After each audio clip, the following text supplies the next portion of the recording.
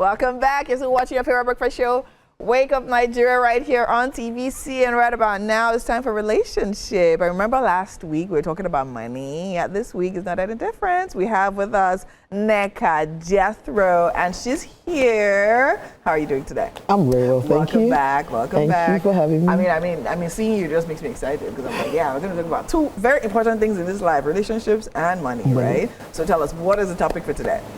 I think our focus today is on women. Women, right? Okay. Looking at the role of women, looking at how, as women, we contribute. Okay. You know, our perspective on contributing or not. You know, Your money is your money. My money. I mean, no, your money is our money. Mm-hmm. My own money money is my money. All right. So let's talk about that now. So, what is your perspective on that? My perspective is our money is our money. Okay. All money. All the money is our money. That's my perspective. Okay. But it's not to impose it on anyone because people's realities are different. Very true. Right. So we need to not say it's the ideal, it's preferred. You get better results that way. Okay. But it's the ideal doesn't always play out in real life every time. Right. So not to impose that, just to say think about it. Okay. Yeah. Okay. So basically you are the opinion that, see, once you've come together in a partnership, just the same way you run a business, right? And all the money will be in one pot. And then we'll do everything from that pot. 100%. That is your idea. That's what you feel like. 100%. And that's what I've done for 15 years. Yes. And it has actually worked. 100%. All right. So what do you think women are disillusioned to believe that weird thing of my money, your money, our money, all that? First of all, I think that I don't think it's disillusion. Okay. I think it's what tradition has taught us. And I think it's what experience has taught people as well. Right. So from tradition, the man has always been the provider. Right. Historically, the woman is at home. Okay. The woman is at home, you know, running the house, taking care of the kids. And then the man is the one going to work, you know, bringing the money, going to the farm, you know, hunting and all of those things. And like one of my mentors said, the curriculum changed and no one told us, right? Because women now evolved to start contributing and bringing money into the house. And the question is, what do we then do with this situation, right? And so some societies have evolved more than others, right? And again, so that's traditional angle of things. Then the other thing is experience as well.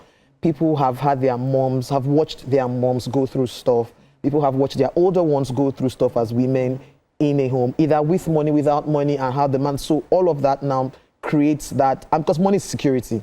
True. And at the end of the day, every woman wants to be secure. True. Right. So if it is going to give me security, then I don't need to play with it. How I show up with it, how I handle it is critical. Right. So it's really that understanding of, if we can sit and unpack, this is what money is security. This is where I'm coming from. So what do we want to do going forward, right? So that's how we got there. Oh, okay. So now that we are where we are, right? And then you look at it, sometimes people rationalize it and say, okay, you know what? Because I've had several issues. I mean, I've sat down with older women to talk about these things. They'll give you stories of how, we were doing this business together, or I had this business when we were married and all of that. And then I was just making the money and then sending it in. But then again, once upon a time, all the money vanished. Do you understand? And at a point in our lives, we were wondering, like, what's understand? Because I trusted this man. So now, what do you really think in that kind of situation now? And the woman is like, okay, learning from my mother's mistake or from my mother's experience, I will do things in a different way. But how will you say is the best way she balances it out?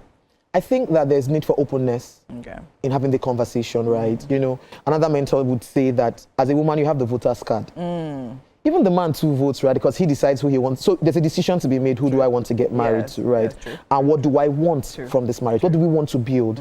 Many times we don't sit down and have that conversation, right? Butterflies in the tummy, we're excited. It's time, the age, you know, and we want to get married, and it's all good.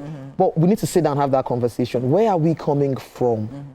What are our beliefs about money, right? What have we seen? I remember we're coaching a couple, and the girl was complaining that, let's go and rent an accommodation. Let's go and rent. And the guy was drawing back and she was upset. And then we had separate conversations and we said, Chief, does she know how much you earn? And they didn't know. So where she was earning more. So of course, based on her capacity, she was looking for an accommodation in that. And the guy is like, bro, we can't do that. You know, so I think that the intentionality to sit down and have that conversation, and if someone has had an experience from home, you know, where she's actually watched her mom suffer because of this, you don't expect her to just throw in and say everything on the table.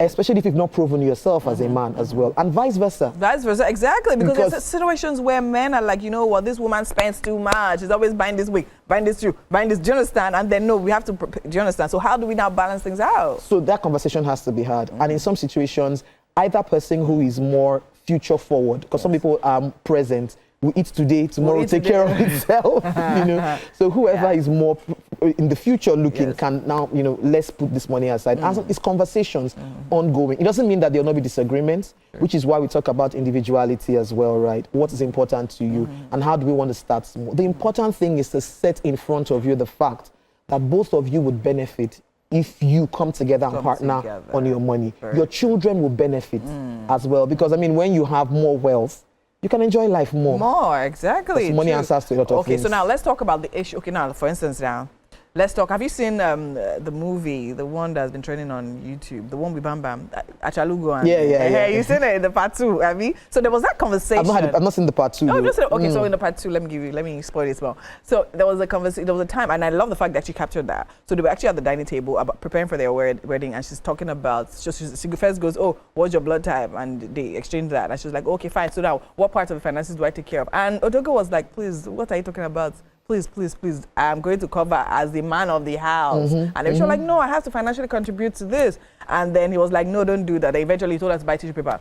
So a lot of people, so people were dragging and saying, "Okay, fine." In a society like this, so in a situation like that, where the man is like, "You know what? Don't worry, I got this. Just be doing your thing. Let me just sort of." What would you say? Do you think is a time for the woman to say, "Okay, he said it now, yeah, let me splurge"? Or what would you advise a woman in that kind of situation to do? I think the woman should then look to the future intentionally, right? I say to people that if a woman says she wants to live the, in quote, soft girl life where she's not doing anything, before you do that, make sure that there's accommodation problem will not come up in the future. In the future, true. Make sure that there's a business that is bringing money that will cover school fees and feeding. True. So before you say, I will sit at home, let's build that first. So if a woman is in that situation, my advice would be, take what you have and use it wisely.